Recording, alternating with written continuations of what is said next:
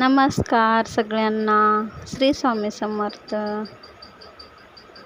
तर आपल्या चॅनलला लाईक करा, शेअर करा, सपोर्ट करा आणि गावाकडचे छान छान व्हिडिओ बघत राहा. हे बघा, मी थोडंसं खोबर चिरून घेतलेलं आहे आणि गावाकडे कसं लाईट जाते आहे. आता पावसाळा येत आहे, थोडं तर वाटून घ्यावं आणि ठेवावं, म्हणजे नंतर खलबत्त्यात वाटायची वेळ नाही येणार.